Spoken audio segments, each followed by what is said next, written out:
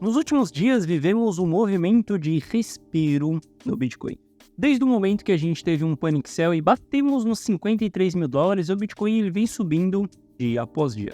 E nessa análise de hoje eu vou te mostrar que provavelmente a gente já chegou no final desse respiro e que vem mais quedas por aí aonde nós podemos traçar os alvos dessa queda. Isso significa que a gente vai sair vendendo e a gente simplesmente não. A gente vai olhar para isso e entender como que nós podemos montar uma estratégia diante desse cenário, beleza? Bom, Vitelis na área, e se você não for inscrito no canal, considere se inscrever, pois aqui eu trago um mega conteúdo todos os dias da semana, principalmente quando eu falo sobre análise on-chain. E caso esse conteúdo venha fazer sentido para você, deixe seu like para dar aquela força pro canal e para mostrar que o conteúdo ele está sendo relevante. Bom, mas chega de papo. Bora ver gráfico, que é o que nos interessa aí. Olha só, ontem a gente teve um péssimo fechamento no S&P 500. Quando a gente olha aqui nos padrões de candle, nós tivemos um engolfo de baixa. E quando a gente olha para o volume, tivemos um volume acima da média.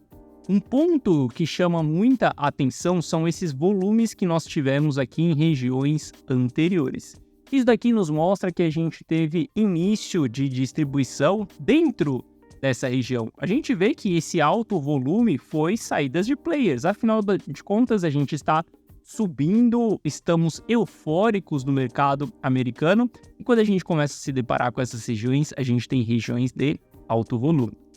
E olha só, quando a gente traça os alvos de Fibonacci, por exemplo, a gente vai ver que esses pontos, eles são pontos chaves de Fibonacci. Essa região que nós tivemos aqui era 0,618 de Fibonacci, região onde os players irão realizar, players que entraram dentro dessa movimentação de baixa. E quando a gente olha para o alvo 1 aqui, a gente vê que também o alvo 1 ele é uma outra ponta onde nós teremos realizações. Essa barra, esse engolfo de baixa que nós tivemos no S&P 500, isso daqui é um grande sinal de início de uma distribuição muito forte. Isso daqui nos mostra que a gente tem um alto potencial nos próximos dias. Não estou falando entre hoje e amanhã, porque afinal de contas eu não tenho bola de cristal. Amanhã não, que hoje é sexta-feira. Mas entre hoje e na segunda-feira, eu não tenho bola de cristal em que dia que isso vai acontecer. Mas nós temos dados o suficiente para nos mostrar que essa região que nós estamos do S&P 500, ela é uma região de distribuição. E entenda só, se a gente já está meio que no marasmo dentro das criptos, se nós já estamos vendo o Bitcoin caindo, as coisas bem quentes para as altcoins, por exemplo, se o S&P 500 ele começar a voltar, significa que a gente vai colocar mais medo ainda nas pessoas, vamos colocar mais pânico, teremos mais panic sell. Porque as pessoas elas vão entender que não estamos em momentos favoráveis para investimentos. Entenda que várias pessoas entraram nessa euforia do S&P 500. Várias pessoas compraram Nvidia em um momento eufórico. Essas pessoas elas vão tender a entrar no sentimento negativo. E se elas vão entrar no sentimento negativo, meu amigo, não vai ser em Bitcoin que elas vão investir nesse momento. Quando a gente olha para isso daqui, podemos traçar alvos, tá? Dessa retração. Se a gente consegue identificar já uma região de topo ali, nós podemos entender que isso daqui é uma pernada de alta. Se isso é uma pernada de alta, a gente vai trabalhar com alvos da retração. Estamos falando que S&P 500 retornaria ali para 5.300. Isso daqui quer dizer uma queda de 4% no S&P 500. Uma queda de 4% no S&P 500 já é o suficiente para colocar muito medo dentro do Bitcoin. Aqui eu não estou conversando com você sobre correlação. Eu não estou falando que porque o S&P cai, o Bitcoin cai. Porque o S&P sobe, o Bitcoin sobe. Não estou falando nada disso.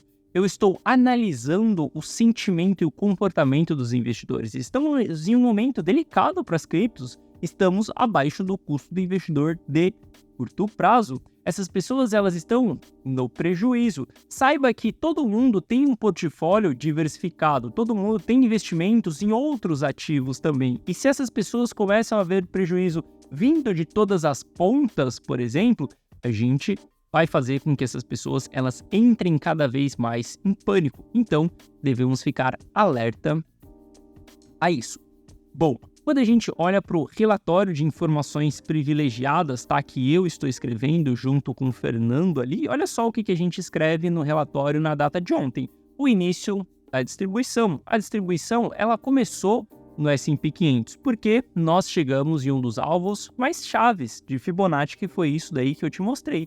E que uma retração no S&P 500 poderia levar o Bitcoin a uma região de 52 mil dólares. E eu vou te explicar o porquê que a gente pode ver o Bitcoin nessa região de 50 mil dólares, 52 mil dólares no curto prazo.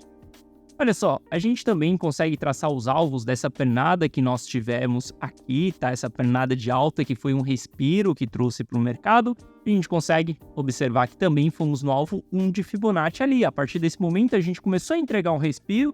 A partir desse momento eu venho comentando com vocês que estamos vivenciando um respiro, mas a tendência ela continua sendo uma tendência de baixa. Então todas as movimentações de alta que nós tivemos ao longo desse caminho, nós vamos nos preparar para novas quedas. Bom, a gente tem um padrão gráfico aqui dentro dessa região que é uma bandeira de baixa, tá? Saiba que a partir do momento que a gente fizer o rompimento dessa linha aqui da base da bandeira, nós vamos dar uma agulhada mais forte. Essa agulhada, para mim, ela vai ir até os 52 mil dólares ali, 51 mil dólares mais ou menos. Eu não gosto de cravar o olho da mosca, mas veja que a gente tem um alvo de Fibonacci de 0,382 exatamente dentro dessa região. E olha que louco, não só eu e o Fernando estamos olhando para esse alvo aqui. Se a gente entrar no book de ofertas da Binance, a gente consegue ver que tem ordens cravadas lá nos 52 mil dólares. Então, por conta disso, a gente começa a entender que a região que mais teremos suporte aqui, ela é os 52 mil dólares, porque já tem ordens pregadas no book dos 52 mil dólares. Por conta disso, e nós falamos que essa retração no curto prazo, ela pode chegar até os 52 mil dólares. Como que a gente vai esperar essa retração? Novamente, a partir do momento que a gente romper essa linha tendência de baixa. Para mim, a gente já tem os movimentos necessários para vir buscar essa base dessa bandeira. Quais são os movimentos necessários? Nós tivemos uma formação de topo duplo no gráfico de 4 horas, sendo que nós batemos em uma região de suporte perdido, ou seja, isso daqui se torna uma resistência. E quando a gente olha para o volume nessa região, nós tivemos um alto volume. Ou seja, estamos dentro de uma região no curto prazo, onde ela passa a se tornar uma região de resistência, de pressão de venda. Então, para mim, a gente já tem os elementos necessários para ter finalizado o respiro dos 53 mil dólares, que ele conseguiu ir até os 59.500, por exemplo. Para mim, eu vejo que nos próximos dias a gente vai ter mais retrações dentro do Bitcoin. Todo mundo aqui no canal sabe que eu estou vendido, que eu estou extremamente na posição defensiva, pouco exposto em altcoins, por exemplo. As carteiras que elas ainda estão expostas no mercado, elas estão altamente concentradas em Bitcoin. Isso dependendo da estratégia da carteira. Porque se a carteira ela não tem uma estratégia de entrar com um novo capital, por exemplo, essa carteira ela está fora, ela está dolarizada, ela está simplesmente aguardando todas essas movimentações de baixa. E nesse momento, todas as minhas carteiras elas já estão preparadas para essas movimentações. Isso quer dizer que nesse momento, nessa ponta, o meu foco é procurar por compra. A compra, ela vai se dar agora no 53? Não. Ela vai se dar no 52? Não. Ela vai se dar no 48, caso a gente vá para o 48? Não. A compra será executada a partir do momento que a gente reverter a tendência de baixa. A partir do momento que as coisas deixarem de ser negativas e elas passarem a ser positivas. Então, meu foco hoje é buscar por esses elementos, entender quais são as regiões que nós podemos entregar de suporte para o mercado. Por exemplo, se a gente traçar uma retração dentro de um gráfico semanal ali de Fibonacci, a gente consegue observar que também num gráfico semanal nós vamos ter um grande suporte em 48 mil dólares e 900. Significa que eu vou ficar esperando o olho da mosca de bater em 49 mil dólares e 800? Obviamente que não. Vocês sabem o que aconteceu com as pessoas que ficaram esperando os 12 mil dólares do Bitcoin, enquanto nós estávamos em 15 mil dólares. O que eu quero dizer para vocês é que, a partir de agora, sinais de reversão serão os sinais de entrada. Se a gente reverter antes de chegar em Fibonacci, eu não vou ficar esperando os 49 mil dólares. Mas eu também não vou ficar acreditando que a gente vai subir em linha reta, por exemplo. Eu vou esperar uma reversão, vou esperar um sinal. Afinal de contas, as minhas posições de defesa, elas estão desde os 66 mil dólares do Bitcoin. Ou seja, tenho bastante espaço para poder esperar, para analisar o mercado e ver o mercado me mostrando uma reversão majoritária de tendência. A partir desse momento, a gente entra no jogo. Entenda que, nesse momento, a faca ela está caindo dentro do gráfico semanal. Se você tentar pegar essa faca caindo, há grandes chances de você cortar a sua mão. Existem muitas pessoas que nas últimas semanas elas me mandam depoimentos da seguinte forma: Gui, eu consegui vender quando você falou para vender, mas eu recomprei Bitcoin novamente. Um dos grandes erros é você vender e recomprar enquanto a faca está caindo, porque você fez uma boa decisão inicial, mas você fez uma péssima decisão em seguida. Então, não adiantou de nada aquela compra que você fez. Você tem que esperar o momento certo para você reentrar no mercado. Saiba que não é fácil você tomar a decisão de reentrada, ela é mais difícil do que você tomar a sua decisão de saída. Então, simplesmente seja estratégico, bole um plano, saiba analisar e se preparar para ambos os cenários. Eu não sou o cara que falo para você em um preço específico, em que o olho da mosca vai ser esse e nós vamos tomar 100% das nossas decisões em cima disso. Não. Eu sou um analista, um investidor que segue a tendência. Para mim, a alta, ela não é infinita. E a queda também, ela não é infinita. Eu não sou o player que Bitcoin vai a 0 ou ele vai a 1 milhão. Não, eu não sou esse player. Eu sou o player que analiso o mercado dia após dia e através disso eu tomo as minhas decisões de compra ou de venda e de informar você também aqui no canal. Bom, então a gente tem esses alvos aqui dentro do Price Action e quando a gente olha para a análise on-chain, temos o custo médio de todos os Bitcoins ali em 45 mil dólares. Aqui eu estou considerando o custo geral. Eu vou descartar as moedas que elas são consideradas perdidas no mercado. Eu vou pegar o custo do investidor de curto prazo, que é a linha vermelha, que hoje ele está lá nos 64 mil dólares. Eu vou pegar o custo do investidor de longo prazo também, que hoje ele está lá embaixo, na região dos 19 mil dólares. Eu vou descartar todas as moedas que foram perdidas do investidor de longo prazo. E a gente vai ter essa linha azul aqui, aonde o custo está em 45 mil dólares.